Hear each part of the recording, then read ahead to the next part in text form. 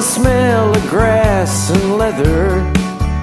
There were days when we'd play too. We'd cross the lines when the sun would shine and make our dreams come true. I had a glove on my hand and a girl in the stands. She stole my heart like a hit and run. It seems the world was so much simpler back then. We was just out there for fun. I pray for someone to hold your hand, and baseball in the summer. Someone to walk with you when this world grows cold. Baseball in the summer. Baseball in the summer.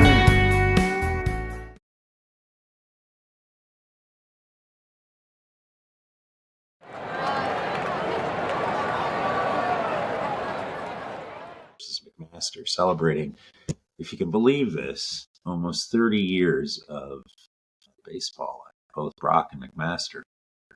And, a series of podcasts tied to a reunion weekend that's happening in late September of 2024, where we'll be probably putting on the worst exhibition of baseball ever seen. But tied to a whole weekend of events designed to do some really great things, tied to some pretty extraordinary stories, tied to both programs. But I am here with the original gangster and the co-founder of the program, and really, I think someone whose story really deserves a little more shine and love. Ted Gendron. Welcome, Ted. How the hell have you been? I'm doing well, Mike. How are you? Well, I haven't discovered a cure for bringing my hair back. So, remember when Coach McRae used to grab everyone's hair under the hat there, and if he could, you couldn't play. Well, I wouldn't have a problem with that now. That's for sure. You played every game, yeah, exactly. So Ted, listen. I think most people understand that this baseball program was born out of really the two of us signing people up way back in the day in lecture halls, and it's starting as a club. But why don't we trace back a little bit before that? You and I have known each other almost our entire lives, and it's pretty resonant. How long have we really known each other? I think first day of grade 2 for me, anyway. Yeah. I think, did you join the school in grade 2? Is that why that happened? Yeah. Yeah. Yeah, it's been a while. I was thinking about that too, that you don't know that many people from that far back. And yeah, it's pretty amazing to think we've known each other that long. Yeah. Yeah, as I recall, we didn't start by playing baseball at grade 2. I remember that there was 4 of us. It was my first day moving from Brantford. Yeah. And a gentleman named Mike Kane and another one named Brian Karras. And the 4 of us ended up playing bumper cars of all the physically illuminating things to do while waiting for the bus, I think. So, we also played Leggies, if you remember that. That was the initial pitching game, I suppose. But yeah, Leggies. I think Leggies is legendary. If people would have known what this was, it was like a little thin strip of metal that was halfway up a wall. And if you hit it right with a tennis ball, it would pop up in the air. And if you caught it, you got a point, right? And this was, I don't know, the insane ramblings of young folks trying to figure out. But you're right, that was probably our earliest attempts at throwing strikes. And our mechanics were rough, but I mean, at the end of the day, we learned to well, deal. I personally, would have been more motivated if Coach McRae would have been standing over our shoulder yelling at us every time we didn't hit the ledge, Yeah. So, yeah. But yeah, like we've known each other an awful long time. Grew up in Oshawa ostensibly. You were in baseball a lot longer than I was. Where did your love of baseball start? And, how long were you playing before we, started to call St. Catherine's home for our baseball pursuits? Yeah. I mean, I, like all kids, that like sports, I liked all sports, right? So hockey and baseball were kind of the main two. And baseball for me was, I think, the Blue Jays. I would watch games with my dad and listen. I mean, we both listened to probably Tom and Jerry on the radio. Those are great memories. So, and then Tony Fernandez pretending to be him out there, or Mark Eichhorn, the big sort of the sidewinder. But yeah, no, it was. I mean, I loved all sports, and yeah, I started playing not a great deal more than or earlier than you, but probably when I was 12 or 13, I kind of gave up soccer and finally got into playing the game that I love, which was baseball. So yeah, it's been quite a journey, and of course, obviously, all leading into what we're talking about. But in high school too, that preceded Brock. We both played in high school baseball. Had some pretty good memories there too. But yeah, baseball. It's funny, I think about sports, and everybody loves hockey if you're Canadian, which I do. But I think baseball is that pure sport that I could watch any two teams play. Like I just love watching baseball, playing baseball too. But watching baseball is amazing. Yeah, there's kind of I hate to coin it this way, but I think this has a new resonance given the uh, the preponderance of Big Bang Theory, the TV show in our culture. So there's always been a bit of that geekiness with baseball where you obsess about stats. Yeah, And yeah, because stats have such meaning in baseball as opposed to other sports where it's more quantified as part of a team. You can only score so many goals in hockey if the goal, your goalie has to stop the other team. The defensemen have to get the puck up to you. yeah, Sometimes in baseball, it is a weird combination of being a team game where everyone's playing defense together, but then it's a series of individual confrontations. It's the pitcher versus the hitter, and yeah, there's yeah, really not much that's going to dictate that. One's going to win, and interesting. We'll talk a little bit about it because I think it's interesting for people. Your dad was a really big influence on your love of baseball. Your dad was a huge supporter and a big fan, and a coach for maybe one of the worst teams we've ever had the pleasure of playing on. But I mean, it was horrendous on every level. We had the worst yeah. uniforms. Do you remember we had those like white? I don't know what the hell it was. Was It that the was juvenile? yeah, that juvenile team that we Yeah. were so bad we had to go to Timmins for playdowns. Oh my God, we had to go to Timmins and quickly be eliminated after 2 games. Like we were done. It was brutal, like all that way. It was still fun, and I have a video. I don't know if I shared it with you. I might have, but I've got some video footage of that. But yeah, I mean, it was crazy. But you're right. You're right. It was probably the worst team. Actually, I recall. I don't know if you remember this piece, but we went to a tournament in Oakville, and we played some tiny town team that they just weren't good. But we were somehow worse that day. Like it was so embarrassing. I think we lost like 10-0. I don't know what happened. It was like a nightmare. But you're right. That was not the best team to. Although we have tons of memories from that, right? But we yeah, we had good players. We just were. I think it was the uniform. Truthfully, we had those horrible white pants and totally, pullover totally. Yeah. pullover red like Yes, yes, tight it was. fitting jerseys and trucker hats. Like it was horrendous on all levels. Trucker hats And are cool, but not back then. Yeah, no, they were foam and they like boofed up my head. I look like freaking kazoo. But yeah, unbelievable given and this is how bad we were. I think we only won 2 or 3 times all year, which is pretty impossible when you think of you and I were pitchers, and Brian Karras was a very good back catcher. We had some great players, but we were so piss poor in attitude. Even we were winning a game in Pickering where we had yeah. 9 players, and we were up 6 runs in the last inning, and our center fielder got ejected for arguing balls and strikes, and we lost Was by that forfeit. Jamie was that Bryant. Jamie? Yeah. I do remember that. That's nuts. Yeah, yeah. The fact that Oh, it yeah, happened is yeah, unbelievable. It was so yeah, we also had the pleasure of playing for Paul Perron at yeah, Dwyer. We both yeah, went to yeah, Paul yeah. Dwyer Catholic High School, and it's safe to say that in Paul Dwyer's illustrious history of fielding baseball teams, there was never one that was as good as the one that we pulled off in 1992, I think, 91. I think so. I can't remember the years, but probably that's probably right. Yeah, yeah. Yeah, But on our. yeah, I mean, I had never played baseball before. That was my first year. It was my grade 13 year, yeah, yeah, yeah. and That's right.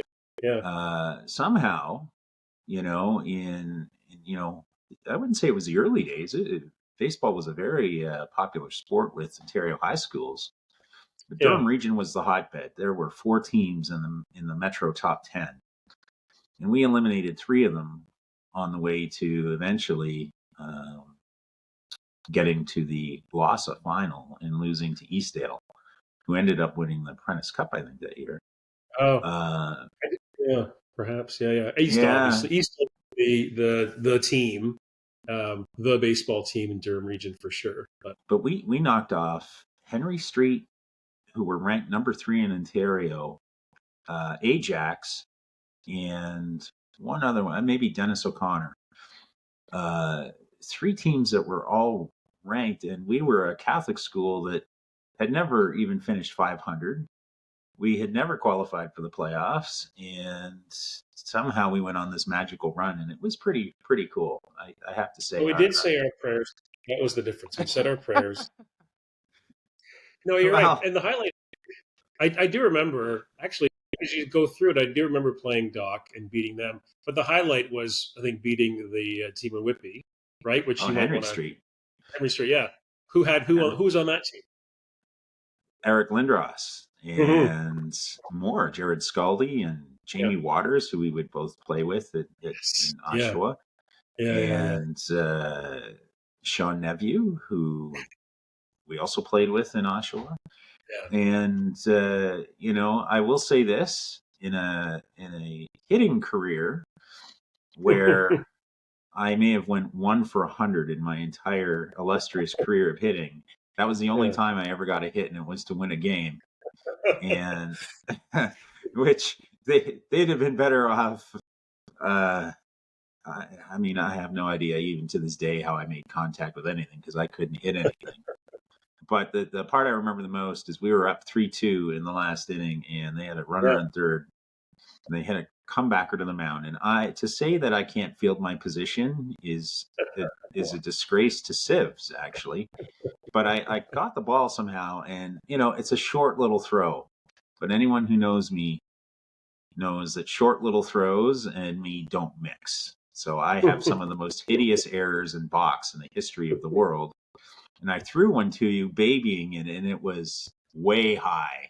Thank God you are super tall and have super long arms, because you caught it at the very top, or I would have thrown away our upset of Henry Street. But unbelievable.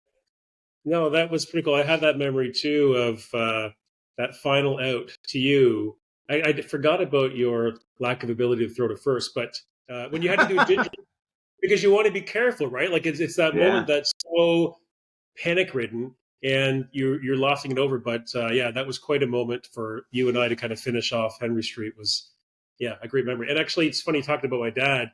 He came to a lot of our games. I don't, for whatever reason, he was one of the parents that was there, and he came on the field afterwards. Like he was excited with us, which was kind Yeah. of cool. It was an unbelievable upset, and Yeah. I cried crocodile tears for Mm. sending Eric Lindros home from his baseball career. Yeah. So, but so you go from there and start with the Oshawa Junior Legionnaires, who at that time, one of the best programs in all of Ontario, basically because it was the easternmost point in the Leaside League. It was Mhm. basically an all-star team from about Peterborough through to Scarborough. The Yeah. players would Yeah. come from, Yeah. and so you got to play or pitch and learn from Ted Stone, who, Yeah.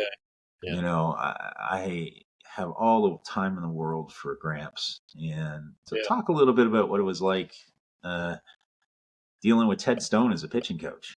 Yeah. It's funny. I was thinking about him this morning, and I just realized I didn't know that he passed away. Did you know that he passed away? Yeah, Yeah. yeah, Yeah. Yeah. But no, he was, I don't know. It's hard to describe. He was, because he had the pro experience. He was amazing for me. Like he didn't even have to say, a ton. It's just who he was, and he just believed in you, whether you deserved it or not. Right? It's kind of how I often felt. Like I don't know why he likes me. I had that feeling like he connected with you, but what a great man he was. So I mean, he obviously one of the things that we both know is you don't really learn mechanics and pitching kind of on your own. But when you run into certain people, and we'll talk about Brock too, but with Ted Stone, he just gave you sort of some of the basics you didn't have, right? So he made you a better pitcher, and I think for him it was more about attitude when you pitch. But he was just such a solid guy. He just was behind both of us. Like he's a guy that you could lean on as a pitcher. So amazing guy for sure. I say this because I can do a pretty good Ted Stone impression, but we didn't have we were outsiders in that Oshawa system where they Yes. Yeah. they had groomed these kids for 10, Yep. 15 years, and we're a few years into playing, and as a result, and Ted's grandson played on the team as a pitcher. And, in all these very established people, Ted did not need to invest time in teaching new people how to do stuff. But I think in both of us, he liked that outsider mentality a little bit. He liked the fact that we weren't at our ceiling yet. There was still so much he could inject into us. But you're right, it was an attitude thing. A guy who pitched against Mickey Mantle and Willie Stargell and those kinds of things, you just learn from. And I have the greatest Ted Stone story ever, which was he was a bit of a mean and salty old bastard. Let's be truthful.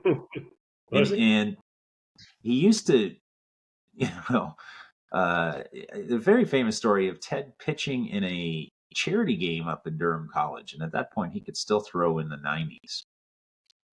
And there was a guy in the on-deck circle timing Ted's pitches, which pissed him off to such a degree that he hit the guy in the on-deck circle with the ball.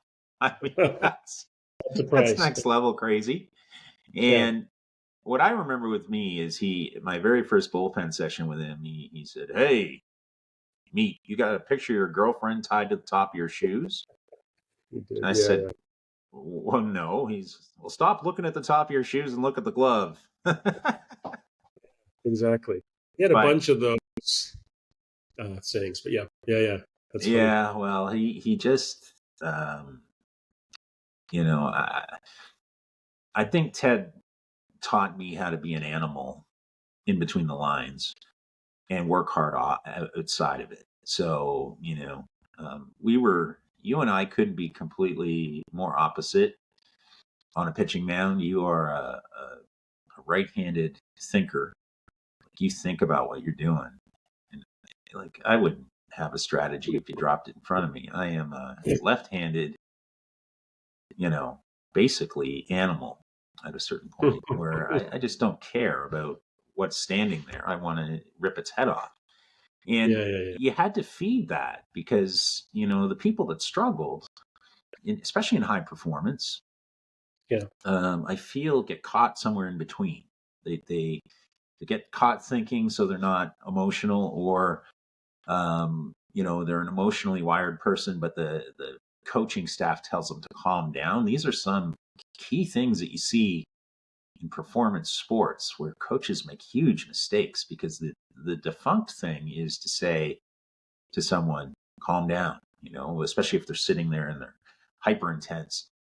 But, not everyone can think, hey, I'm going to throw this next pitch 6 inches off of the outside corner of that plate at 82% of the velocity to take a little bit of speed off so the guy will swing over it. When you try to do that to someone that can't do that, and I have a teammate, both have a mutual teammate who used to just get slaughtered doing this. I won't mention him by name, but he would get to 2 strikes and then he would get hyper and try to throw the ball as hard as he could, and it would end up being a mediocre batting practice fastball over the middle of the plate and would get hammered every time. And that kid gave up 2 of the biggest grand slams and 2 of the most opportune times I've ever seen in my life because he would go in the reverse of where his wiring was. He was a guy that needed to think, that thought, I don't need to think, I can just muscle it up there and out tough whoever's in there. Well, yeah, that doesn't work. The reverse was true for me. Gramps would not come out and say, Mike, calm down, or Mike, think about what you're doing. He would say, are you going to let that son of a bitch that's in that batter's box beat you? Yeah, There's no way.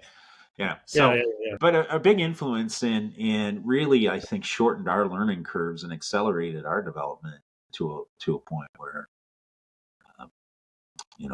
both, the year I played with you in Oshawa, we were one of the top teams in Ontario, and the next year we came out 28-0, and one of the number one ranked team in Ontario for quite a while, and learn a lot, from Ted. But Ted Stone, for those of you who don't know, in the Oshawa and Durham Region Sports Hall of Fame, pitched in the Red Sox system, and just spawned a whole generation of Stones. His son Doug and his grandson Chad, and now Chad's kids, all heavily involved in baseball. And it was a real pleasure for Ted and I to learn under that tree, because I think it was a privilege that most baseball players would have traded a lot to get, and we can carry that one for a long time.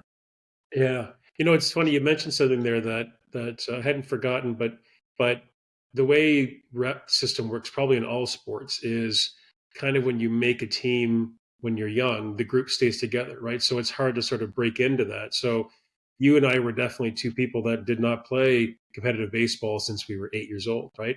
So he did play a role in really, I guess, making us feel more comfortable or more welcoming, or he was more welcoming, because, we got a lot of people on the team, but there's that sort of feeling that, like you said, you're a bit of an outsider, and he was really good at sort of bridging that gap for us. So that was, for me, that might almost be the most important piece of what he did, is just make us feel like we're a part of the team, Yeah, and I think the truth is our position helped. Of course. Like with being a pitcher, you get a chance to perform, and you don't get lost. Like, good and bad. If you suck, like, you won't be on that team long. And if you were an outsider and you suck the first time you go out there, guess what? Yeah. You're not going, like, you'll be even more shunned than you were before. Yeah, that's right.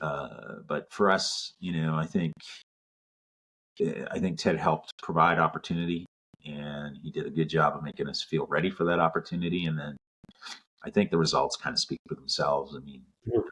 It's we had some pretty good teams, and we may have contributed a little bit to that at the end of the day. Yeah. So that kind of brings, so we get to the end of high school, and I'm already at Brock for a year. And what made you decide to choose Brock University as a place where you're going to continue your education? Because baseball's not on the radar at that point. Yeah, no, God, no. It's the worst reason ever. I went there because I had friends there, right? So you were there. I think Steve was there. People that I knew, Jeff was there, right? So we had kind of talked about it, because you went a year before me, and because I studied psychology, there was no, in my recollection, there was no psychology university. Like, I can go anywhere. So it was a safe place to land, I think, for me. But so no real good reason other than I knew people, and yeah. Well, and I'll tell you this. I learned that from my first day as a freshman at Brock. We were still back in Oshawa. A gentleman named Brian McDonnell, who had gone to high school with us. In high school, I didn't really associate all that much with the grades above me in particular. I had a brother, obviously, who was in grade 9, and I had some contact with the grade below us, grade 12, mostly because I was sweet on a couple girls that were in that grade. But my first week at Brock, Brian and a gentleman named Adam Sikora, who were both older than me, who I had very little dealings with in high school, came up to me and said, "Mike, people from Dwyer, we look after each other. So we're going to invite you to parties and just make you feel part of this Brock experience because we have to hang together. And I never forgot that. That's So, you know, every time I would see someone from Dwyer that would enter as a new freshman for the next couple of years while we were at Brock, I'd always go out of my way to say, you know, welcome, you know, we can kind of help you understand the lay of the land here and can tell you definitely where the good places to dance and rink are. But it felt like something that was passed down. And, you know, there are elements of this in the Brock baseball story for sure. But that was a Dwyer thing that came from Brian McDonnell as a firefighter now. And just, I'll never forget that as long as I live. Yeah, no, that's amazing. It is funny when you go to university, it's a whole new ball game. And I don't know that I mean, because I obviously I was there with you and others that were, so I didn't know that I had to find anybody. But that's a good story because I kind of had not the opposite experience, but just that when you get there, you're just it's a whole new experience. But I'm glad to hear that you had that experience. That's cool. Yeah, it's so that kind of brings us obviously to the genesis of, you know, we both have kind of a love for baseball and so I think before we get into why the baseball program came to be, one of our more infamous adventures was I remember this like it was yesterday.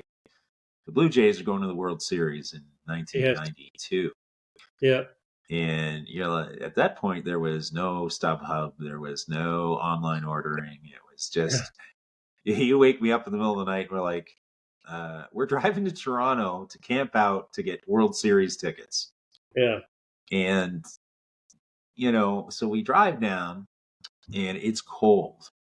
I remember that it was cold out, and you had to wait out overnight. Mhm. But we managed to park my car Yeah. right Yeah. beside the dome Yeah. and just move it along as we were moving up in the line. Yeah. And we had lots of blankets with us, and we would trade the blankets to these poor people that were cold, and while we would sleep in a warm, heated car, and then they would let us back in. And then the Yeah. funniest part about it was is we ended up getting tickets to the 92 ALCS and World Series, both from camping out. Yeah. Yeah. But the thing that was hilarious to me was people would try to butt in the line, and then the line would take on this life of its own where it'd be like, Yeah. no putting, get out of the line. And then people would like rough people up and they would get shoved to the back of the line. Yeah. Yeah. Yeah. And we gamed the system by trading blankets like we were some sort of Hudson's Bay company from 1810. Yeah. And we were able to just, the second time for the World Series ones, we basically slept the entire night in a warm, heated car while everyone else froze, walked out in the morning and got World Series tickets. Yeah. I know, it's pretty amazing that we were able to do that. It's yeah, good experience, and the games were amazing too. But yeah, it's I hadn't forgotten about that, but I wasn't thinking about it. But you're right, we did. Thank God your car was there, and you know, we weren't really, you know, curb warriors. We were sitting in a warm car, and we were smart about it. But yeah, you're right. Yeah, That was cool. it was an amazing time too. I you know, I remember the Leafs were amazing. They had gone on that Yeah. huge run, Yeah. and the Blue Jays were winning championships. It was Yeah. an unbelievable time, and It was, yeah. you know, so. But at that point, there was no inclination that we were that there was a baseball program coming at Brock. You know, you know, at this point where I'm a couple years into my degree and you're there, and we're just having fun. But what happened next is kind of an unusual story, so I'm not going to get into all the mechanics of it. But the basic thing is coming out of my second year of junior in Oshawa. Things went really well, and it mostly is because I did something that was pretty unusual for most people, which is after my first year at university, I shot up 3 inches and put on about 20 pounds. Usually at university, that 20 pounds comes in the form of something you want to lose. But in my case, I just had a late growth spurt. and had a very, very good second year in junior. And near the end of it, was starting to kind of get some attention about going to the United States to play baseball. And on Canada Day weekend of 1994, my brother got in a car accident. Yeah. And was in a coma in Sunnybrook. And that immediately put on pause any kind of illusions of going anywhere. Yeah. And my brother passed away on Thanksgiving. I had to re-enroll at Brock, and it was so last minute. I hadn't planned on actually going back to Brock. I had designs of going elsewhere, somewhere in the deep reaches of the South in Nebraska, like weird places that probably wouldn't have been a great life choice at that time. But I was young. I wanted to see what my left arm could bring me. Of course, yeah. But my brother was laid up in Sunnybrook for 4 months in a coma. And so I had to re-enroll at Brock. And it was so bad, my elective was a WS. I'll never forget that. I was like, what the hell's that? Classical Lit WS. And I went to it, and it was a women's studies class. And I'll never forget it. There were about 210 women in the lecture hall and 3 guys. That was it. And to say that it may have been a slightly toxic environment for men to be in at that point, it was, how to say this? A pinata meat throng. So, but my brother passed away. I didn't handle it normally, I don't think. It's safe to say it was, how do you handle something like that? It's the easy part. But for me, I was just in a fog. And kind of as we turned over into January of that year, you and I were living together. It was kind of like I just started talking about, hey, I need something to do to kind of, other than schoolwork, to kind of channel some of this emotion. And you and I would have these amazing talks about, maybe we could, put a baseball program here. And it was for a couple of reasons. Now, one of them is because we were both from Oshawa. Ken Babcock, a gentleman named Ken Babcock, who was the athletic director at Durham College at the time, had a fledgling 4-team college and university baseball loop that he had put together, where McGill had won the championship during that year that we were there, dealing with my brother and the rest of it. And both of us knew of Ken and a little bit of, so there was an awareness that Ken was a guy that was always doing something. And it had kind of come out of a third-party conversation I had with a girl named Kate Cornell. And Kate's brother, Casey, served as a statistician or something on the junior baseball team I played on in my second year in Oshawa. And they were going to put a team into York University, a couple of other schools, York University, Guelph, I think it was Guelph at the time. That's where Kate was. And anyway, long story short, we had the best circumstances ever to start a baseball program at Brock. No football team. Yeah. A great stadium that was there being used by the Jays for single A. Yes, yeah. And proximity to the U.S. border. Yeah, yeah. I remember those 3 things came out and was like, man, this is a perfect storm. Yeah. You're right. That was very fortunate. Yeah. Yeah, and so, I think everyone will laugh, but they may remember this, but, we had to start as a club. Remember, we couldn't register as a team. We had to register as like a student club, like a bunch of people sitting around playing rotisserie or fantasy baseball. It was very strange. Yeah. We were a club, a sport club at the university, not a formal team or whatever they call it. What's the varsity? We weren't varsity at the time. Yeah.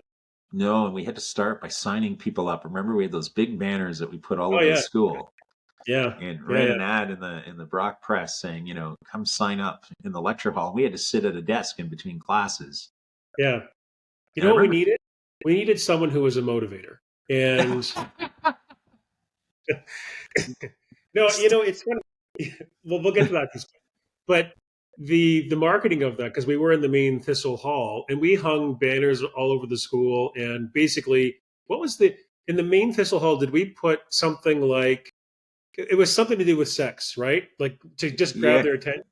But I can't remember what the phrase was. But yeah, that was it was certainly grassroots to get people to come up and say, sign up the form. But yeah, it was fun. That was fun. well, I thought the expectation too was maybe we would get 15 to 20 people, and maybe there'd be a handful of ball players in there. Yeah. And the reality is that the response from the students was overwhelming in that we got, I think, about 130 of these forms that were kind of like resumes. It had Yeah. people's backgrounds in baseball on it. And Yeah. I remember it was kind of like being a fantasy owner. All of a sudden, it's kind of like, wow, this, I tell the story, and I told it in Wayne's podcast where we had a couple of applications that came in where we were like, oh my God, this person's got to be great. One Yeah. said that he played on Team Korea, and the other Yeah. one said he was scouted by the Cincinnati Reds. And, it's funny, the Etobicoke catcher put down as one of his great skills in bold writing with like underlining, I am a motivator. And we use that phrase for years as an inside joke. We still use it. We shouldn't say his name though. Right? His name still sits in my head though. We probably shouldn't say it, but Yeah, we because I don't probably think the team. He didn't make the team, I don't think. But no, so he should have but motivated himself with it. Is the well, or maybe he's a motivational speaker. I haven't looked up his name to see what he's doing, but that was one of the positions very early that was just jammed with good people. The yeah. reality is the Team Ontario catcher Nathan Kapusa was already at Brock, Yeah. and I can name a couple, but the starting catcher for Peterborough Junior, the starting catcher for Etobicoke Junior, uh, you know, Todd Nye, who ended up making the team as a pitcher. They Yeah. all signed up as catchers, and Todd was a Great. huge MFer to be a catcher. He's like 6'3" or 6'4", He maybe was solid. 6'5", and like 205. Big, long, tall dude. I'm like, this is going to be tough. Yeah. Certain positions you can kind of see that already we had kind of really exceeded the quotient there. And so we ended up with about 135 people. And I will go out of my way to say one of the coolest things was I think we had 5 or 6 very athletic women that signed up and to try out. And that's not easy to do with what ostensibly looks to be a guy's program. But I will say that because they stepped up, when the sport eventually got the recognition it properly deserved from the university, it helped drag another women's program into the varsity mix in women's field hockey at Brock. And, pioneering takes courage, and those women coming forth and showing that this wasn't just, in the university's eyes, a group of like dudes wanting to do something that was very self-indulgent. Yeah. I think helped apply a little bit of pressure so that the program got taken seriously far quicker than it needed to. Yeah. I don't remember that we had females apply, but some of the stuff you and I have talked over the years about memories about the baseball club, and there are some people that are I just do not remember. I don't know why. Like they're completely blanks in my mind, but that's one of them. But yeah, it was great. And well, I'll let you drive it, but I'm curious about what you're going to say next. But yeah, okay. So we marketed. So now we have 135 players. We don't really know what the hell to do with them. We get a little bit of information that there's a league. Now we got to find a coach.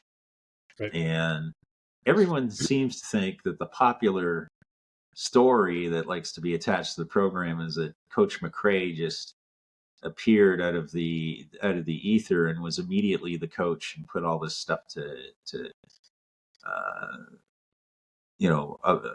up to speed. But the reality is that he wasn't amongst the first three coaches hired.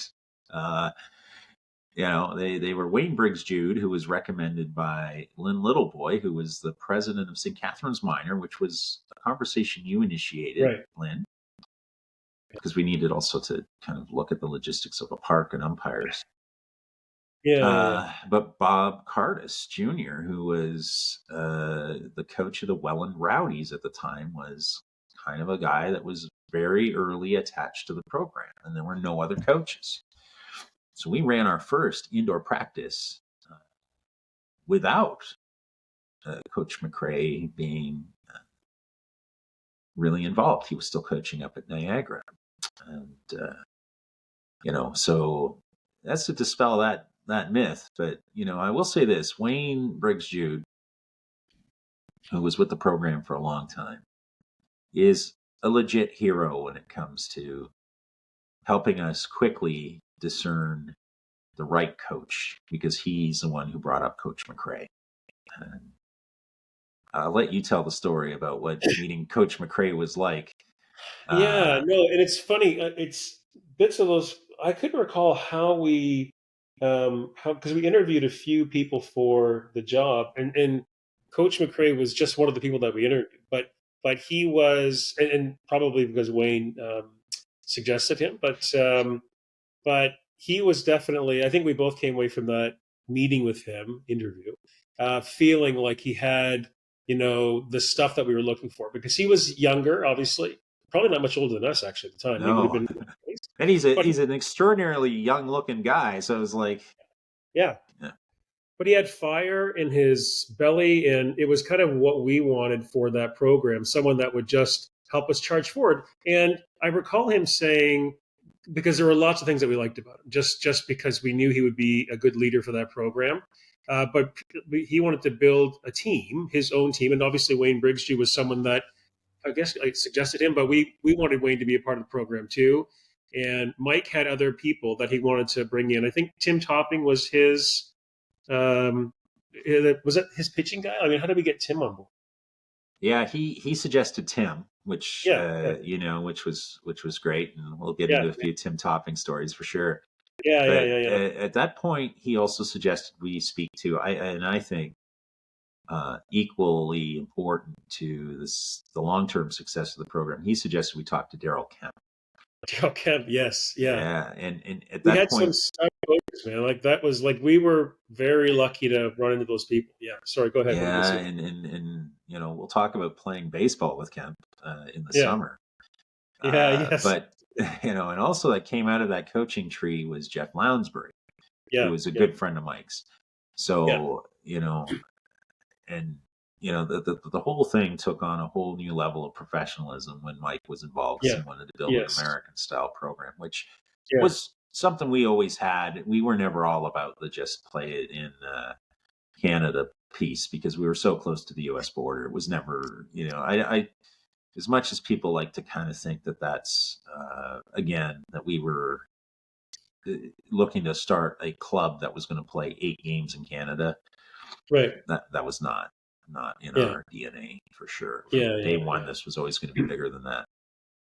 So, and Mike also brought a fundraiser named Wayne Burden into the mix, who worked at Crawford Smith and Swallow, who ostensibly said, "I'll take the financial responsibilities for all of this on," and then that may have been a kind of a, let's just say that may not have ended up being the case. Wayne was a great guy and did a lot for the program, but we ended up, because the program was so ambitious, this was a study and scramble and fun type of survival. But so we get to the indoor, into the indoor first tryouts to kind of cut down to what would be called the Brock Baseball Club. Yeah. And I told this, you remember you did most of the handling because of my lack of political correctness. of hailing Bob Davis, the legendary athletic director at Brock. And he used to do this great imitation of Bob, where rightfully so, but maybe not rightfully so from our opinion. He was naturally had to be skeptical and had to kind of beat down our enthusiasm. Yeah, And he of would course. do that. Remember, he Yeah. would kind of shake his head and go, yeah, yeah, yeah, yeah, Yeah. yeah. He wouldn't actually listen to you. He would just say, "You're right." He would just keep repeating the word, "Yep, yep, yep." I'm like, does it matter what I'm saying to you right now? It was because we both felt that walk. He was a great guy because he helped us ultimately, gave us a chance. But yeah, but it was. You're right. It was funny. It was just his style. And we were young too. Like, what the hell do we know about anything, right? So maybe that's how people behave. We didn't know, but yeah, yeah. But Yeah. I mean, you know what? Like he did help us because he gave us gym time. He gave us an ability to use the facilities. So he played an important role, obviously. Well, one guy I do want to name was the assistant athletic director at the time, Richard DeShadlet, who was the wrestling Yeah, coach.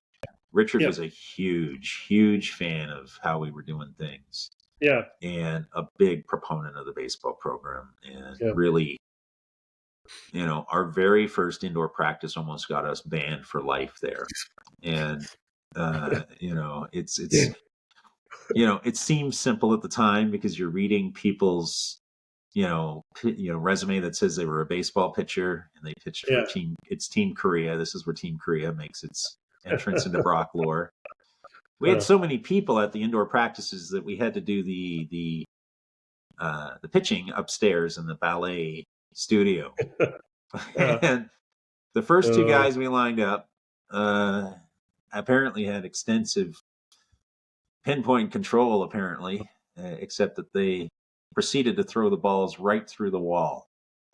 And yeah, then when we yeah, said, okay, that wasn't a great result, they did it again. yeah. So we had 4 baseball size holes in the in the studio. Well, the And worst part is we had to buy 4 new baseballs. That's what bothered me was that we were down. what bothered me So was Bob Davis calling us in the next day saying, if you guys ever want to do anything again, you have to fix that wall. And it cost us about $900 more than we had, which was, 900 of zero is minus 900. But, I remember that, but I also remember that, we had these intense workouts in the gym and there were tons of people. We had to cycle through 4 of them a week, yeah, yeah, 4 sessions. But out of those sessions came the core of not only, a championship team, not only the core of the first year team, but so many people that are, are Hall of Fame members now. And you look at, there was Colin Tyler, and there was mm, Chris Ebel, and there was mhm, Rob Green, mm. and there was, Mike Gilroy, I remember, was also one of those, and Nate Yeah, Capusa. Like on and on it goes, and just you could tell that the team was going to be better than anyone had anticipated, and that's prior to recruiting in anybody. yeah, yeah. So there was a sense of momentum right away, and I think special time, and this is a great time to drop in a name that we'll speak a lot of, which is Todd Nye. Mm. So you know, as we mentioned, Todd was a big guy, big farm boy from Nanticoke. Yeah. But what I remember about Todd most was his attitude. Remember that, Ted? He was just such, what can I do? Roll up the sleeve Yeah, kind of yeah. guy.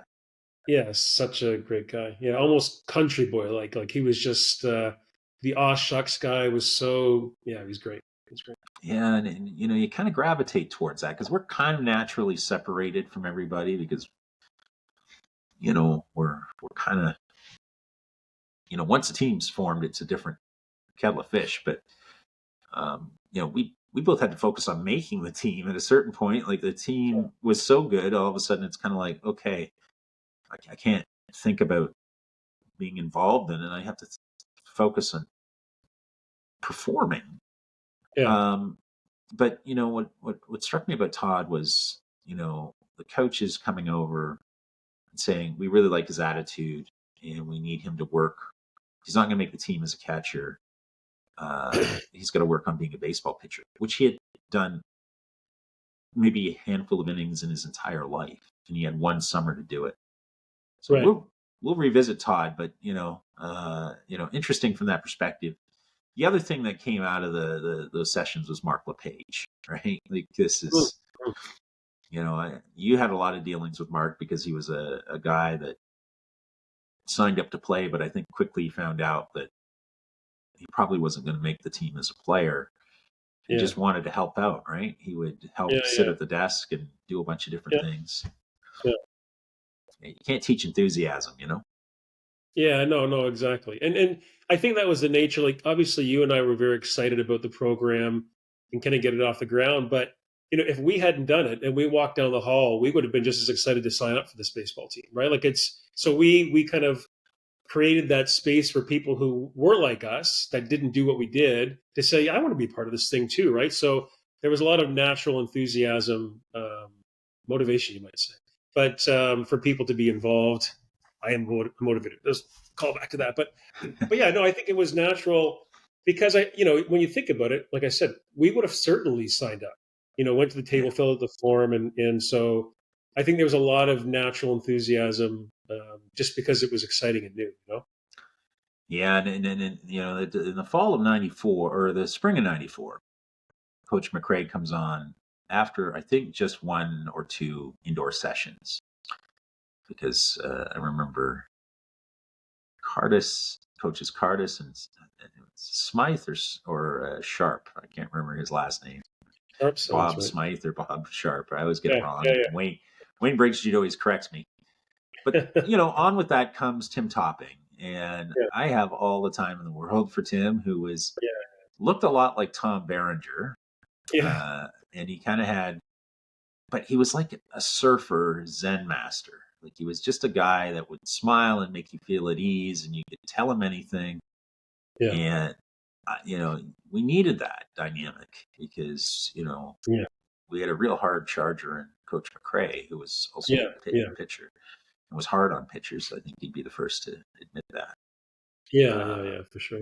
and also Daryl Kemp comes on board. Daryl is legendary in Niagara. He played AAA with Devon White, and just an amazing athlete and one of the coolest cats I've ever had the pleasure of playing baseball with. He drove a Yes. huge Cadillac and was working in insurance. Yeah, Uh, but we got to play summer baseball with Daryl Kemp, which was maybe one of the funniest experiences ever. That guy could turn a yeah, phrase yeah, and yeah, yeah. hit the piss out of the ball. Oh, yeah, exactly. He was such a good hitter. Yeah, Yeah, amazing. I think we were in Buffalo playing. We played for some pretty weird teams over the course of that summer, and the one we played with Daryl Kemp, I'll remember, was also had the team captain of McMaster on it, Bill Newton. Right, that's right. Yeah, And the killer with this team was uh, the coach, and I won't mention him because I'm sure he's not around anymore. But I remember his first name. But he would pick us up in a bus, the entire team. But then he would stop at the duty free and pick up an 18 pack of Old Milwaukee, and he would drink that stuff and then drive us back from the game. And he was oh, toasted, I like remember that. ripped out of his gourd, and that was probably pretty dangerous in retrospect. Yeah, And yeah, and sometimes he would make very questionable decisions during games because I think he was probably about 12 sheets to the wind at that point.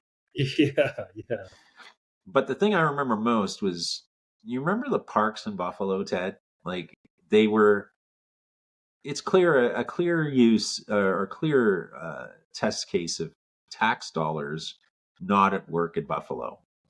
So in Canada, when you go to a baseball park, they have lights, they have dugouts, they have a fence, everything you need to have a proper baseball game. And even we played in, I can't remember the name of it now. It was probably Pilot Field back then.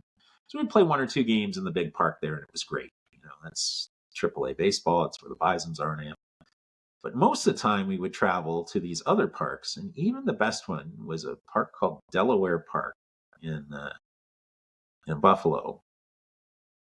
A beautiful neighborhood, beautiful park. But in left field, there was a golf green, and it was about 280 feet from home plate. So the left fielder, even in the greatest game, high profile game, would be having to duck for the incoming mortar fire coming from the golf green behind. Can you believe that stuff? Yeah, that's crazy.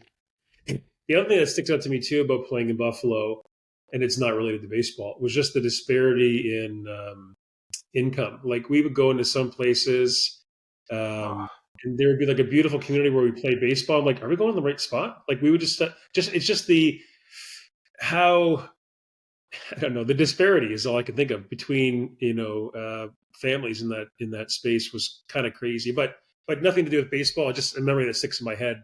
I just didn't think we were going to the right place because like how could there be a baseball field over here, right? But strange. I remember one game where, the coach, Daryl Kemp was at this game. He said to us, "You guys got to get changed into your uniforms before we get to the field. And when you get out, you got to walk straight to the field. Don't talk to anybody. And when we're done the game, immediately get the hell out of the field and yeah, get back because we got to get out of here." And I yeah. remember thinking, why? And we get to the park, and a gang had taken over the clubhouse and turned it into a crack house, and there were just I thought, wow, this is safe.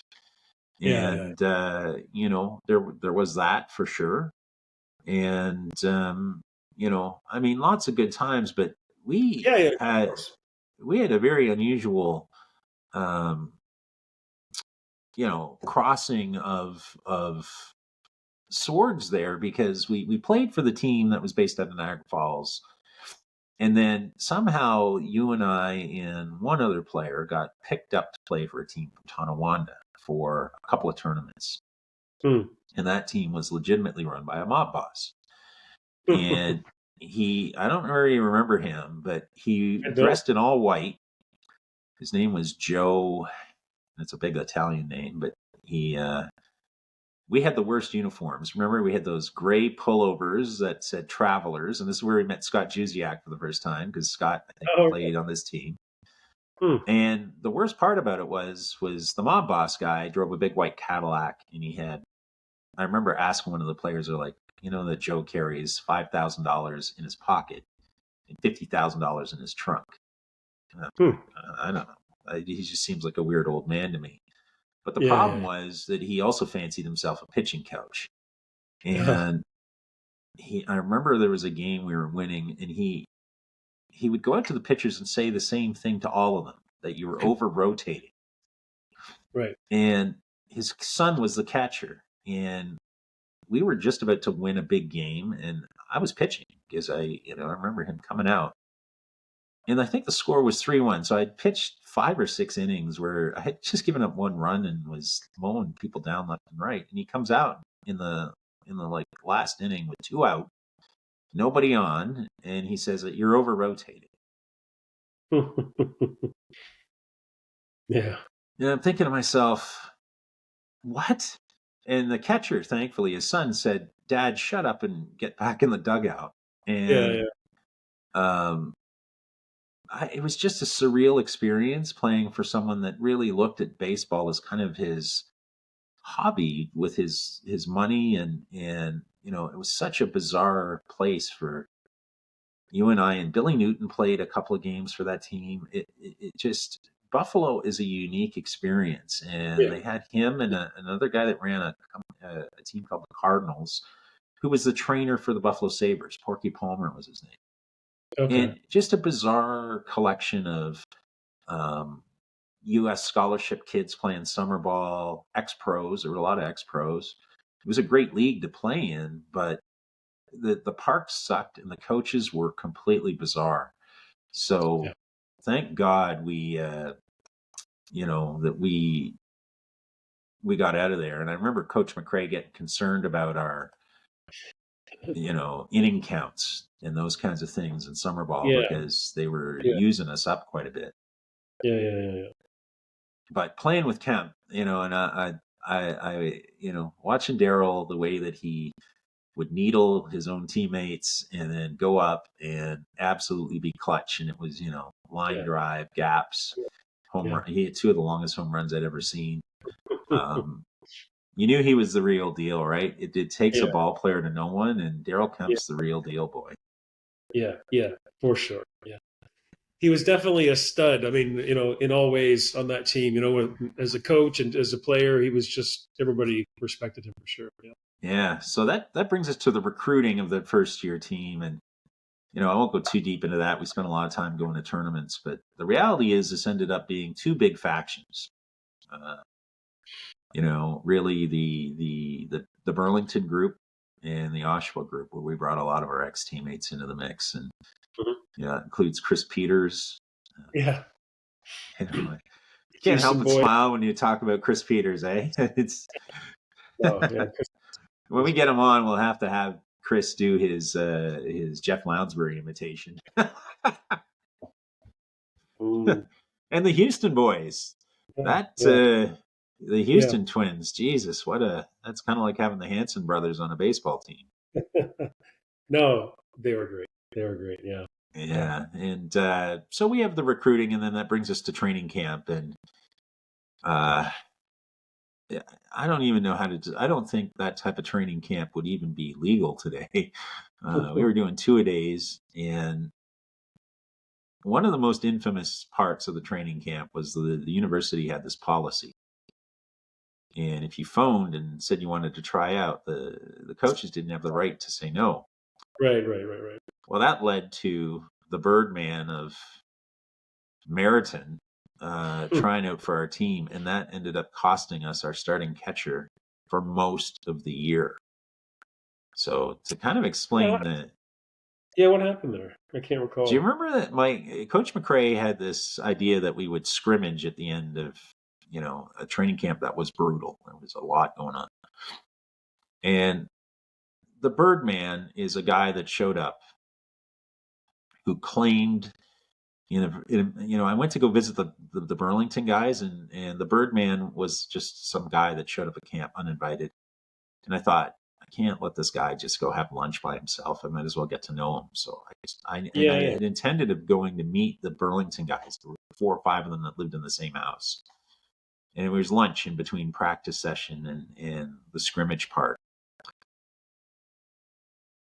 And this guy tells the most outrageous story ever about that he was so good with the bat that he went 3 for 5 off of Giovanni Carrera, who at that point was a major league pitcher, while wearing the mascot suit, working for the Stompers, which, probably didn't fly with all of us at that point. We were kind of like, okay. But, and, he just had this unfortunate habit of telling everyone how great he was, and he had this bat. I remember the bat. It looked like the lead pipe from Clue. It was like 1910 probably. First aluminum bat ever created, done in his plumber shop. But that guy was so horrible.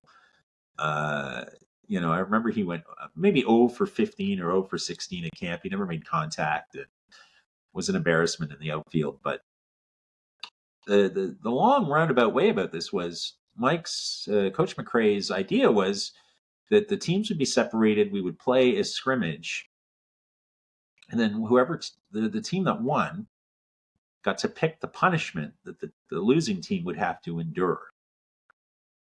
And the Birdman was on the winning team the very first day that we did this, and decided that the duck walk. Remember the duck walk, the lunges?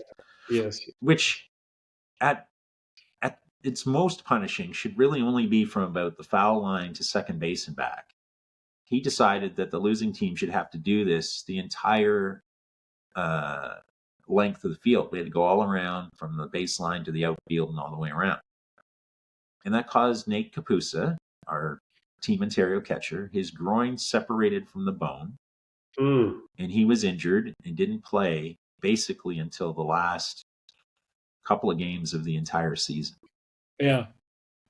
I vaguely remember that, but I do remember the duck walk for sure, and the punishment. But I didn't know how Nate got hurt, but see, I'm learning things on this call. It's good. Yeah, that's just proof that that university policy probably needed to go. Yeah, of I course. remember being so mad at that guy that I begged Coach McRae to make sure he was on the other team and to let me pitch because that guy would have been eating a baseball. Yeah. The But old Ted Stone in you was coming out. yeah, and I think one of the big things about camp was, all the new players that were recruited in. But this is probably the first exposure any of us had to Andrew Tinish, who you and I thought Daryl Houston's outfield arm, was the best we'd ever seen. And then all of a sudden, there's a kid from Ottawa who's throwing it, on a line from the right field corner to third Yeah, base. And it was yeah, unbelievable to now yeah, see how talented we had gotten. yeah. No, he was pretty amazing for sure. Yeah. Well, that outfield, I say all the time that the Brock outfield would win us games in warm up because they would throw through an infield outfield and the other teams would be sitting there and you could see the will to compete gone, Yeah, yeah. Well, Training the camp fact. was, No, go go ahead. ahead. No, I was going to say the fact that, and you might get into this later. We had obviously we touched on it. We had our regular schedule against Canadian teams, but we did play a number of Division 2 teams and had a pretty strong. I mean, the Division 1 team we didn't do well against, but Division 2, which were pretty good competition. We had a pretty. I don't know if we were 7-1 or 7-2, something. We were pretty strong. So I think having those players made a difference. It tells you how good our team was. That in year one we were able to compete with Division 2 schools and actually excel. Yeah, we did. I can't remember. We eventually ended up winning one of our D1 games, We but did win they one. Yeah. Yeah. they were competitive. And Yeah, no, for sure. We just didn't win, but yeah, yeah, and sometimes, we'll talk about the stupid homecoming game in St. Bonaventure where the home oh, plate umpire came up with chest yeah, pains or whatever the hell that was. yeah. But I think training camp, Mm, I think was really, really quite interesting. And we, things started to take on the shape of a professional program. We had a schedule that was very ambitious, probably mhm. about, I don't remember how many games now, 35, 40 of them in Yeah, 30 days. It was yeah. like an insane amount. And, but really got a chance to meet and see quality people, friendships that'll last a lifetime. And I remember Yeah, you yeah. being particularly close with Colin Tyler. You guys played a little bit of intramural hockey together with some of the Oh baseball yeah, guys. that's right. Yeah, yeah. That's another story. But Colin was, yeah, you could not get the puck off the stick. But yeah, Colin was, he was great for sure. Yeah, and it was for me. It was kind of wonderful to see. Uh, it's just kind of all starting to come together from that perspective. And Yeah, it was great. like we had a fully assembled coaching staff, and we were ready to kind of hit the ground running. Yeah, And we won't go too much into the competitiveness of it. The program, uh, we won a ton of games. We didn't lose very many times. yeah. But some of the funniest things were, you compare the other first year programs that came in that year, and the one that stands out is George Brown. Oh, yeah, And so yeah. if I say the name Bill Albuquerque, um, you know, Those- because I yeah. think, I feel bad if Bill is eventually gets wind of this, but Bill Albuquerque was a professor at George Brown who ended up playing first base. And he was about as old as our fathers. I think, he had a big gray beard at the time. And they also had a guy that wore a volleyball knee pad on his, I remember on the outside of his baseball Yeah. pants. And Oh my poor George God. Brown was Yeah. very hapless. And, Yes. Yes. those games were just studies and pitch and catch and that kind of Yeah. stuff. But Yeah. Yeah. we had a pretty intense rivalry with U of T and McMaster. And, Yeah. Yeah. I've touched on that a bit. They're both good programs with great players, great leadership from the coaching positions for sure. Yeah. And, so that I think, kind of over we look at the quality of the people, and we're going to kind of talk about really what brings us to the whole genesis of why we're doing this again 30 years later, which was a situation with Todd and I. Mm-hmm. So Todd works all year in the summer to become a baseball pitcher. And he had, these very basic mechanics, but he was so big and strong that, he could throw a pretty mean fastball. And about 2 weeks before we were getting ready to go to the Nationals, Todd had a sinus infection. And, pretty common. I think at that time, maybe less visibility than we do now to what's the difference between a cold and a sinus infection and a flu or, COVID, these kinds of things. There wasn't that same attention paid. You just were sick. And we used to warm up about 10 feet from each other, just lightly throwing the ball. And he would always do it with Ron Stroud. Yeah. And the ball deflected off of Todd's glove and hit him in the cheekbone. Yeah. And because his cheekbones were weaker due to the infection and stuff, it maybe his orbital bone penetrated the sac that had the infection behind his eye.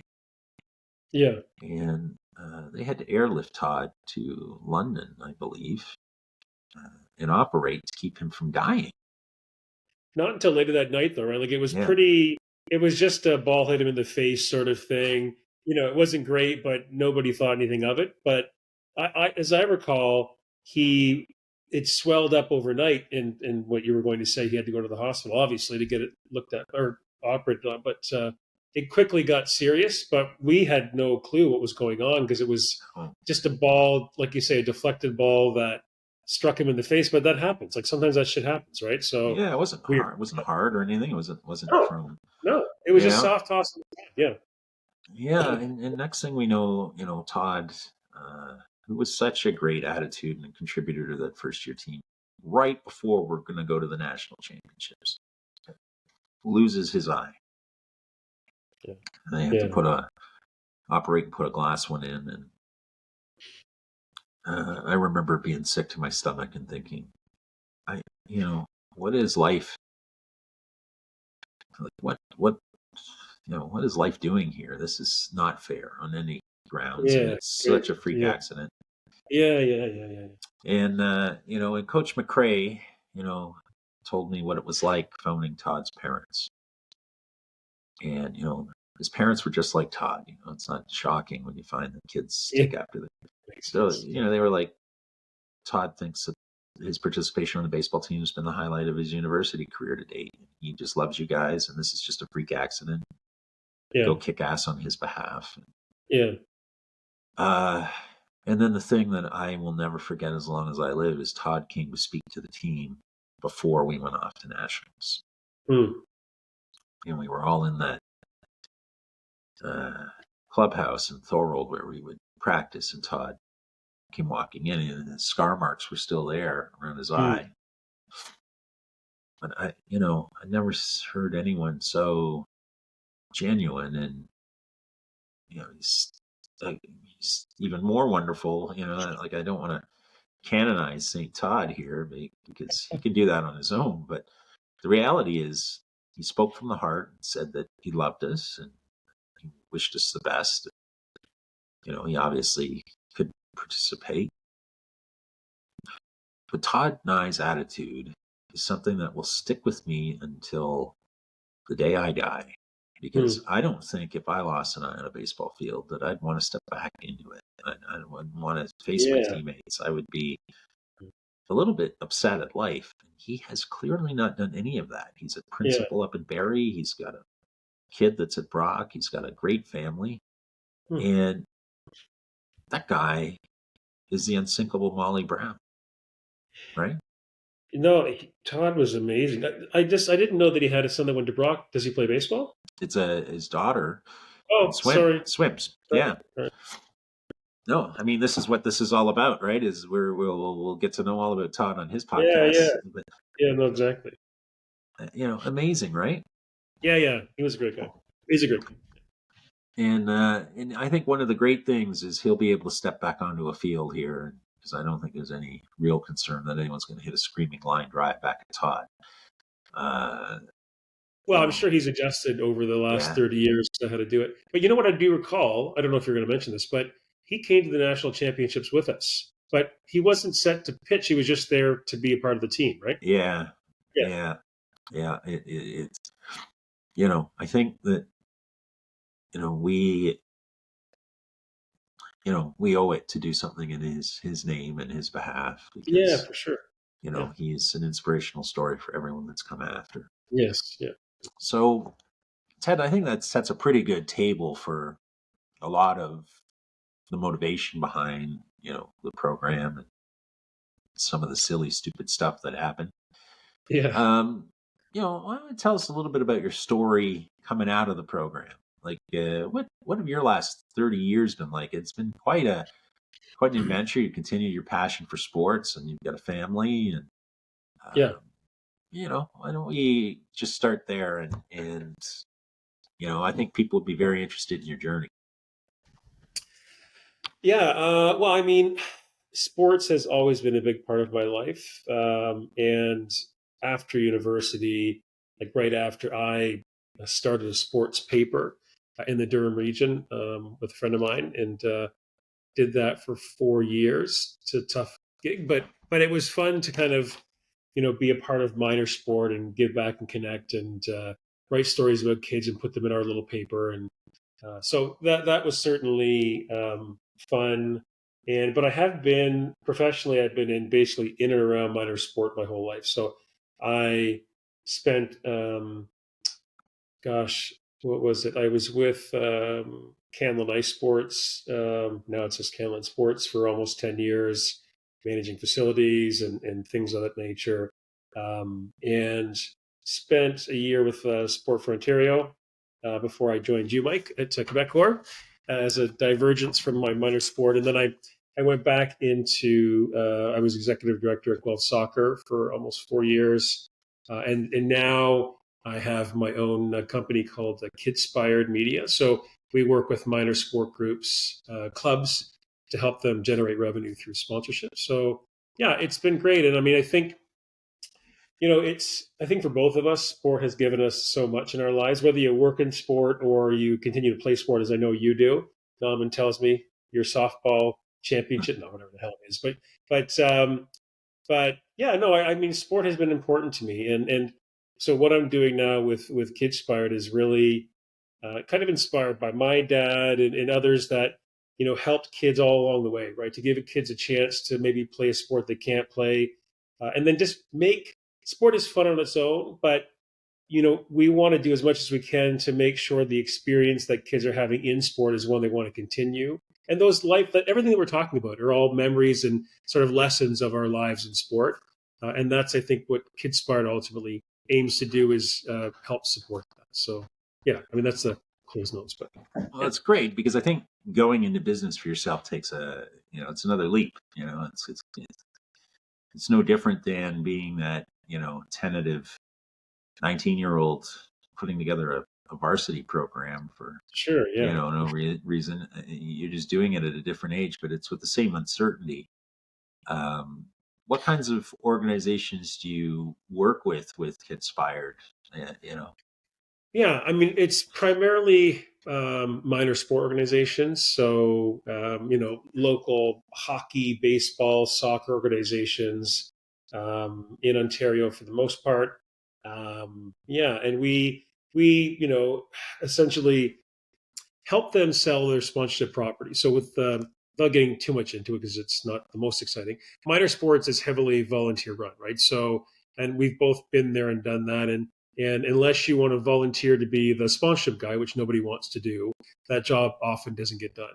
And even if you have staff, which some of the clubs do, there's so much that they have to do outside of getting sponsors. It's the last thing that happens.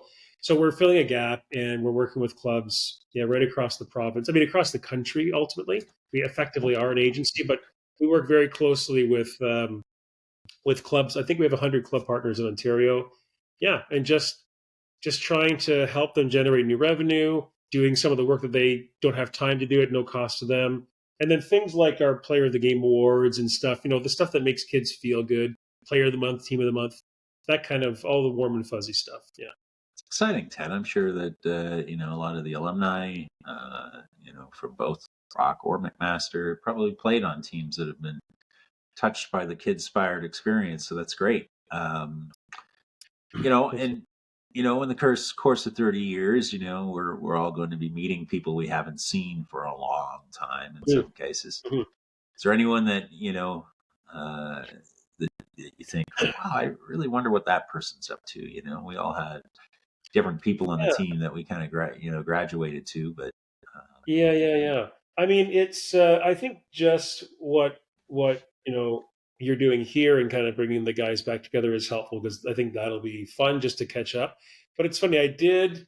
I'm in Ottawa now, but I lived in Burlington for a number of years, and I ran into Andrew, who's Andrew Tinish, whose son was my son's age. So last year, my son pretended to play baseball. He didn't love sports, but so it's dangerous for him to play baseball. But yeah, I bumped into Andrew in the parking lot, and it was like no time had passed. It was obviously his role with the Blue Jays was pretty interesting when you think about who you know and who you bump into along the way. But we just chatted in the parking lot, felt like we were sitting on the bench back in the day, talking about the friggin' Blue Jays, right? And for him, it's every day, but for me, it was like, I'm a fan, right? So it was a pretty cool experience to bump into him and chat for 10 minutes. But yeah, I mean, I think anytime you see the guys from the team, it's always fun to connect and wonder where they are and what they're doing, right? So yeah, it's funny. I had the same experience in that Chris Grucci's kids, um, played hockey against mine, and I would run into a lot of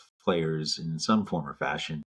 Yeah. Through my daughters playing both rep hockey and rep soccer in Courtney's case. Right. Yeah. Grucci and I, Chris is an imposing guy. I don't know, 6'5", maybe 6'6". Yeah. And he would just stand there like a couple of pylons, very quiet, sipping on our Tim Hortons, just trying to be laid back and not get carried away with the usual craziness that is hockey parents, like screaming and yelling and stuff. Yeah. It's amazing how when you play, you kind of get armed with this, don't do anything to embarrass your kid, as opposed to yelling and getting emotionally involved in the game. Yeah. Because we know what it's like being parent, having been kids. We like that our parents are there, but only if they make a positive impression, Right. Exactly. No, I think that's great. And you have a couple of kids. Tell us a little bit about, what it's like being a parent. Yeah. I mean, obviously, being a parent's one of the best things ever. And I have two kids. So my son's going to be 17. My daughter's going to be 13 in March. And my son played sports up until he was 12 or 13. And he came to one day, he says, "Dad, do I still have to play?" I'm like, "No, buddy, you don't have to play sports if you don't want to." So he's a super smart kid. And he has other interests. And my daughter sort of got the sport bug, and so she plays soccer and hockey, and just is in that time of her life where she loves sports. And at school, she's playing everything: volleyball, basketball. She just wants to do all things sports. So they're great kids. Super lucky to have them. And yeah, it's nice too. I mean, with your daughters, to go back and be on the other side to watch minor sport. It's like watching cartoons again when you're like, okay, I can watch them and be okay with it. You get to go back and have that minor sport experience again through the eyes of your daughters, which is kind of cool. Yeah, it's been really interesting because Courtney scored the winning opening goal when her Durham West Lightning team won the national championship. Yeah, you said that's amazing. Yeah. Like you just get, it brings back flashbacks of your own career. Like I was privileged enough after Brock to win a couple of Canadian championships, and that was interesting. And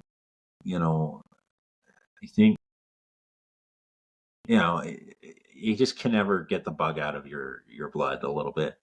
Yeah. I curse myself sometimes because you mentioned slow pitch. I played competitive baseball for almost 15 years and didn't start until I was in grade 13. So I retired at 36. Yeah. Winning an OUH or a an OBA championship with Listowel, and it was the only time I'd ever gotten mildly hurt in all of my time playing competitive baseball, as I ended up with a blister problem. And I always had blister problems, as you know. Yeah. But I pitched through a blister where there were blood spots on the ball to get us to the final, and then we won, which is great. Yeah. I thought this is appropriate for me to punch my ticket out. I'm 36. My teammates are 21 and 22 years old. The only guy that was anywhere close to my age was Scott Ballantyne, who was the longtime coach at Laurier. He and I would take turns pitching, and it was great. We won, and I thought, okay, this is all over. I'm going to start playing recreational slow pitch with co-ed slow pitch.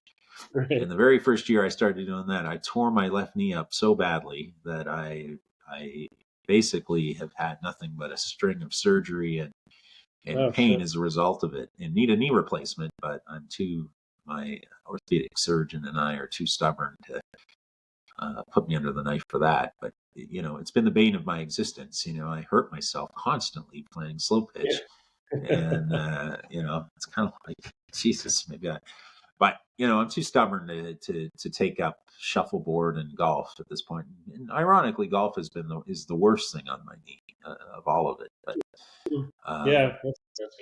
I'm looking forward to it. Now the weekend's going to be amazing. We're going to start with a Friday night that includes a movie screening and some roundtables where people get to talk about some of the more off-color stories. Yeah. And then we'll have the Legends and the normal varsity game on the Saturday, and a concert on Saturday, and then on Sunday we're adding a fundraiser for both that'll involve rappelling down the side of a building. Now we're hoping to add that either at the Schwann Tower or the Holiday Inn and Convention Center in St. Catharines. And that'll wrap up the weekend. I'll hold the drinks for I think it's all for a very good cause. If you were to cue it up, do you have one kind of weird memory from, that you might want to kind of lay out there for people? I was going to jump in, and before we close this thing, talk about it. So I don't know if it's a weird memory, but it's just interesting. And I always talk about it. So the very first year that we had the program, the year that you and I were involved playing at Brock, so we were, this obviously dates us too, but we've mentioned years, so everyone knows how old we are. But we, on the championship weekend in year one, it was English Canada, Brock, versus French Canada, Laval on referendum weekend. Do you remember that? Yeah. Referendum weekend. And not that, it was still university sport, but there was nobody there. I thought, that's a great story to tell. And I always say, and it's true, I don't remember who won that game because it's not important who won, right? Yeah. Someone won, and it's not, I don't even know who won. It's not important. But no, but what a great, to me, that's something that sticks out in my mind is that, not that I lost my cleats that weekend or left them there, but more that, it was English Canada versus French Canada on referendum weekend. What a kind of cool way to sort of finish off a season that for us was pretty amazing. Just everything we talked about, the genesis of the program, recruiting, players, coaches, playing, and we lost that game, but I know, in extra innings, I don't even want to talk about it, but it's just, but what a way to, it's just an interesting finish to just a great year for both of us. Right. So that's my memory. And I think what people don't understand or don't know is that after that year, you and I had the opportunity to run the sport for a year, which was interesting. Yeah. We put the first ever Sky Dome game in play, and yes, a few things that were okay, a few things that were big mistakes of young folks, but really grew the number of programs. I remember we almost tripled the size of the league in that year.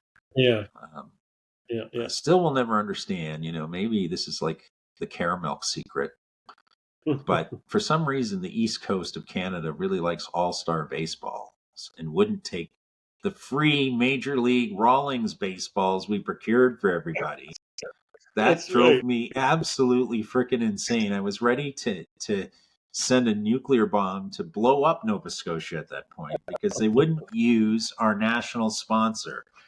But, I do, we get the chance to kind of see it from a different point of view when you're running it, the different ways that people were looking at things. And the sport has evolved immensely in that time. It was colleges and universities playing against each other, Yeah. which was weird with a 2-year window for college athletes and a 4-year window for university athletes. Yeah. We got to see both McMaster and Brock win national championships in that Yeah. time. Yeah. And, I feel that the legacy of it is measured by the quality of the people. I've had some exposure to some of the people.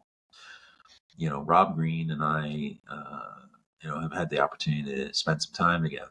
What an outstanding individual. And Rob was always that guy. He was always an outstanding individual, way back Hmm. to our chats on the bench or shooting the breeze in the bullpen.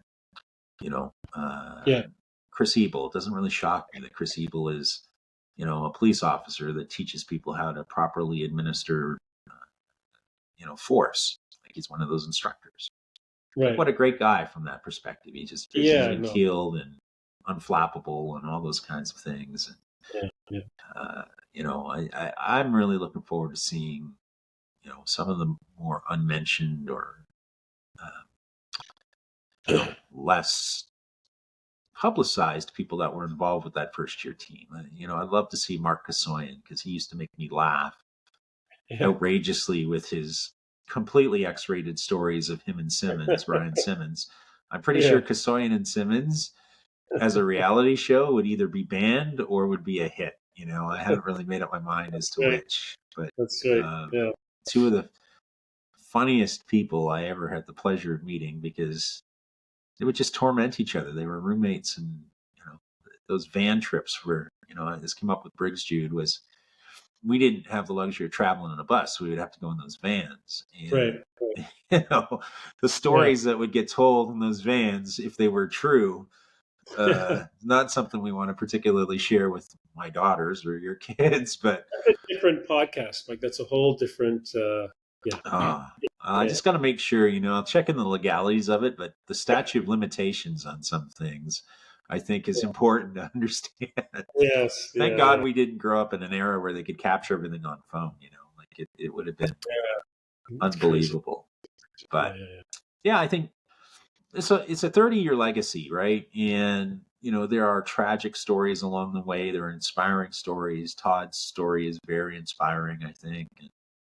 This program started on a note of tragedy. It was more of a memorial.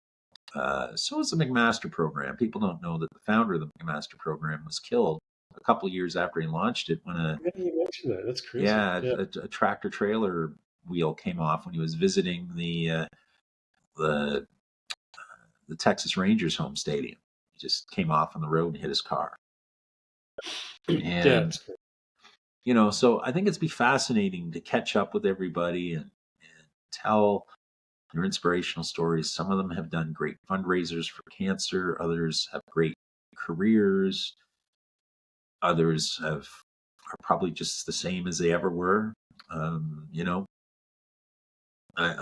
know my own story is rather outrageous, from freezing coworkers in blocks of ice and doing CFL integrations now. And those kinds of things are all really interesting. They're interesting to me anyway. They might be bland to others. Yeah, but no.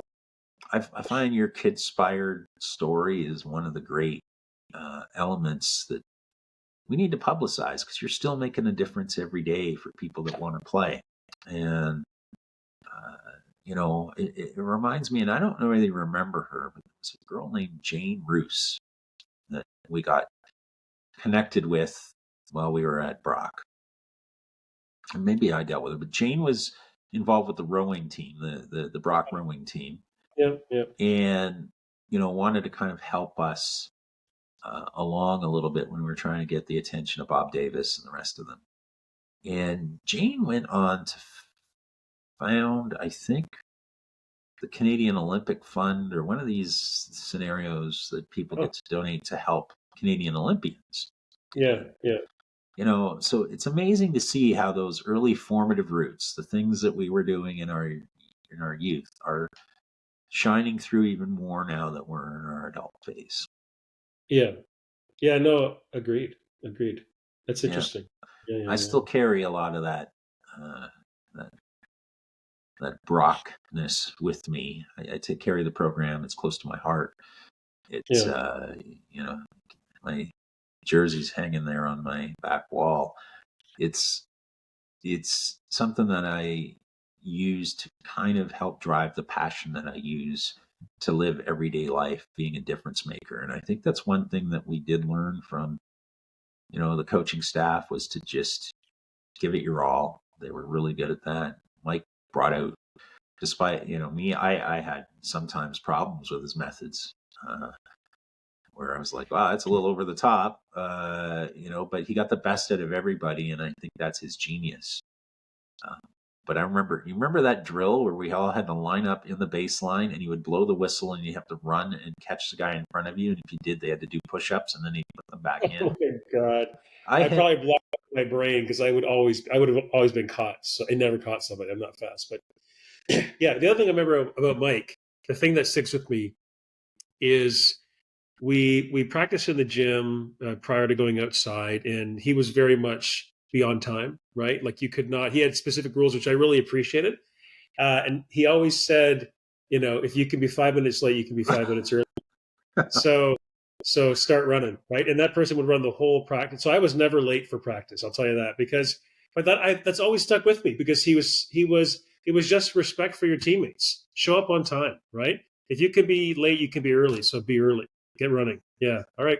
It's always stuck with me. I have a great story to tell about that, because I had to run once. Yeah, I do recall that. Okay, so it was Chris Peters, myself, Daryl Houston, and I'm going to say that Chris Grucci or maybe the other, maybe Larry, but I think it was just Daryl.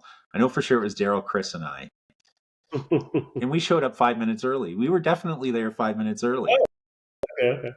But Mike accused us of being late and said, you guys have to run all practice. And so we're running back and forth doing 900 foul pulls. And I said to the guys, I'm like, do not let that little SOB win. So when he checks in to see how we're doing, we yell back that give us more. Yeah. And that's what the whole practice consisted of. He must have made us run for an hour and a half. And each time we were going back, he would check in just because he knew he wanted to see us break. And we'd be like, give us more. We're not tired at all. And we're dying. Chris, I think Peters vomited. Yeah. It was horrific. But, Mike was that guy to me. He is someone I didn't want to let down, but more so, if I felt he was challenging me, I was going to push him back. And I remember at the very start of the year, we had a game where the pitchers had walked tons of people. It was against Guelph. Yeah, and we pulled it out, but it was like 10-9 against a team we should have killed.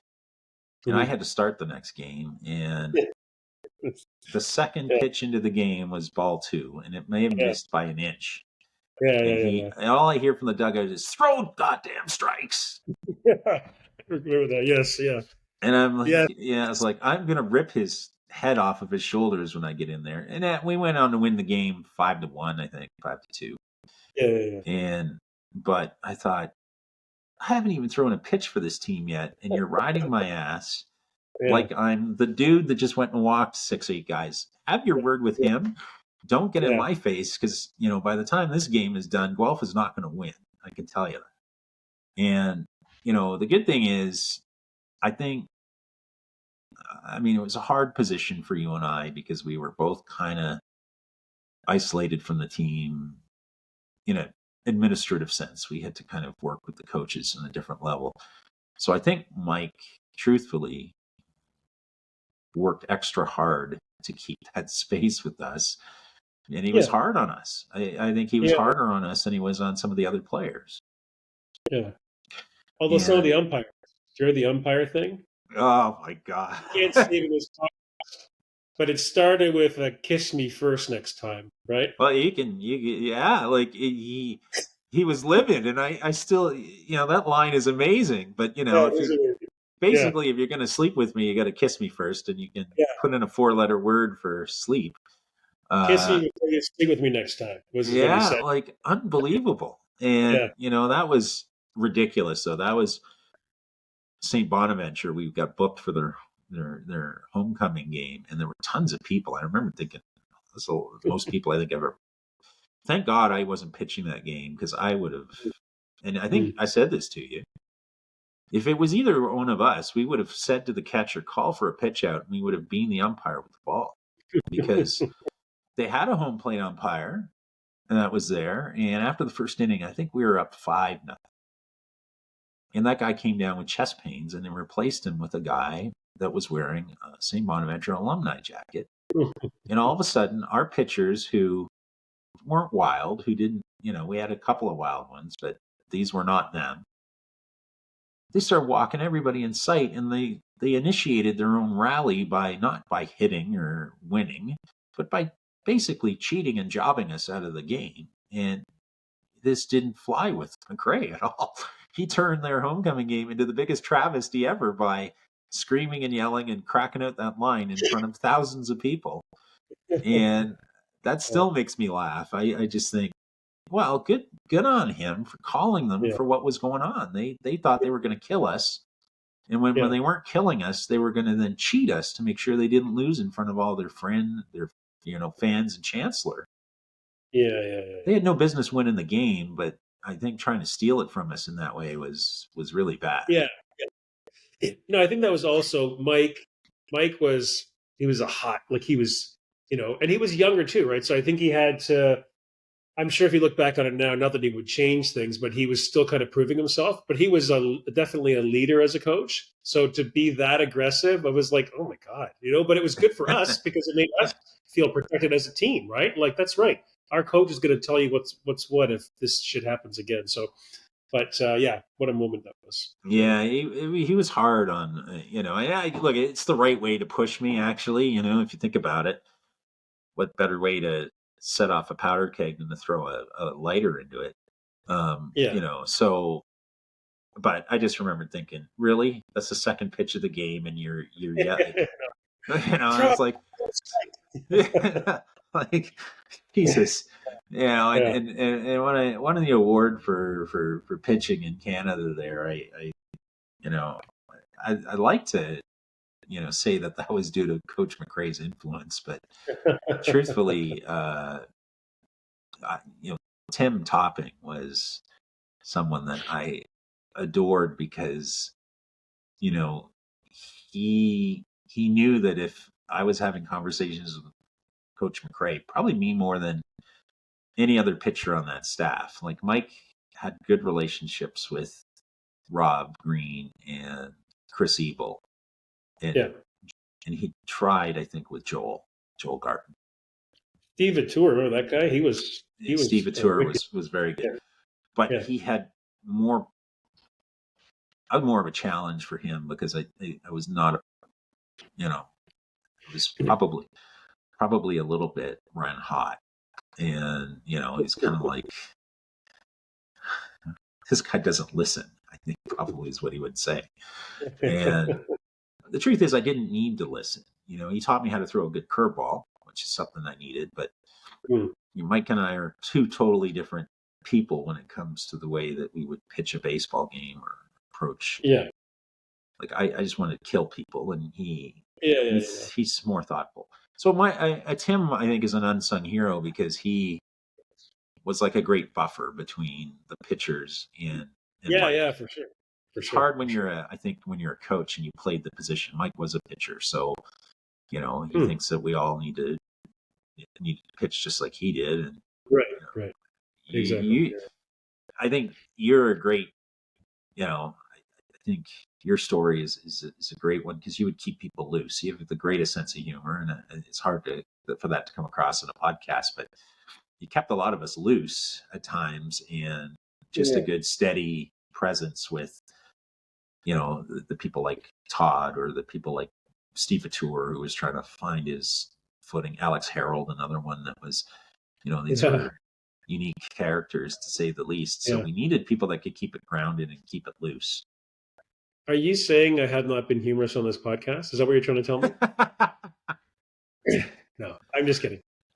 No, it was fun. Like I think the whole vibe of being on a team, right? The reason you play sports, we had a good group of guys, right? So everybody did their piece, and yeah, it was just it was a fun time with those guys. So yeah, I appreciate what you say about that. But I mean, I think it was everybody was so easy to play with and be with. It was just a great team, you know. Yeah, we and it's testament. It exists to this day. There's been players drafted from the team. Yeah, There's the imprint of the Blue Jays. We'll talk about Andy Tinish. I think is really yeah, interesting, his ongoing legacy. But yeah, I think Jeff Hoover is someone that is easy to overlook. How great Jeff was, my yeah, God. yeah, yeah. Jeff was great. How great Larry Houston played. You and I both played with Larry in Yeah, junior, and he took a huge step up when he came to Brock. He was so good. yeah, And, Jeff was good.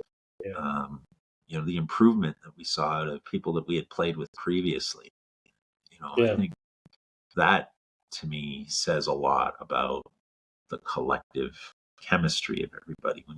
When you're at your best, um, you don't just get there by physically being at your best. You get there because emotionally and spiritually and philosophically you're at your best. And I know that I've never been better than I was on that mound in Montreal, ever. hmm, Uh, hmm. I've had games that looked better. I threw a couple no hitters, and I've done a few of those kinds of things. But there was no way McGill was ever going to beat me that day, and uh, it just it allowed me to look up to heaven and say to my brother, "That one was for you." Yeah, And more yeah, so to look then back into that dugout and say that was for you guys. And winning an award is a great thing, but it's more the feeling of I remember uh, just hugging Colin Tyler coming off that mound a little bit. And yeah, you know this will be interesting in that we'll get to see how this is carried into other people's lives. I think for you and I it's fairly obvious we continue to be involved in sports. My Kidspired is wonderful. People should check it out. Kidspired.ca. In my case, we do some CFL integrations. We are about to pick up likely a national baseball partner hmm, that will bring third-party sponsorship in. And, we do some odd things like, bring forward, keep its involvement in professional bull riding, for example, which yeah, yeah, it's probably like the Mike Pullman pitching experience. It's a big, nasty old bull. That's what Tim Topping used to call me, was the bull. Uh, I think it's more obvious in our cases, and I'm fascinated to see as we go through. In Wayne Briggs' Jude case, he's gone to 7 World Series since, right? Like, really interesting. Oh, yeah, So it'll be interesting to see how this has permeated people's lives and what yeah, has that lasting influence been. And yeah, that will yeah, be yeah, cool and really give good yeah. reason to listen to all these podcasts, because I'm sure there's trinkets in there that we Yeah, I'm never looking forward anticipated. to listening to it. Yeah, yeah, Ted, yeah. thank It's you so great. much for your time, man. How can Hey, people no, get a this is hold? great. How can people get a hold of you? It's 1976. So you can through. I mean, my email address if they want to reach out to me is ted.gendron. That's with a Gendron at kidspired.ca.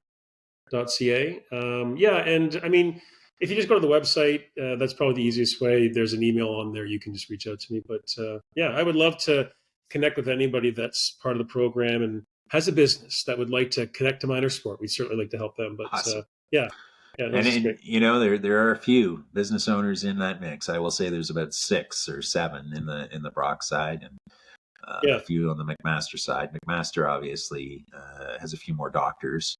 I noticed that Hey, in there. doctors can sponsor too, Mike. Doctors can. Yeah, well, this is true. Yeah, And look, it'll be brockvmac.com is where you get the information for the packaging for all the players. That should be launched about March 1st, I would think. And okay. at this point, it'll allow everyone to kind of get their weekends planned and, get a chance to show your kids what it is that you used to do. And, if it's, a third of an inning, if it's an inning, if it's to take an at bat, whatever, I think it'll be fun to just get out there Yeah. and sit in the dugout more than anything. I think probably Yeah. just connecting with Agreed. the guys, but let's make a Yeah. difference for Todd. I think Todd and I is really looking forward to having a scholarship that speaks to him and his legacy.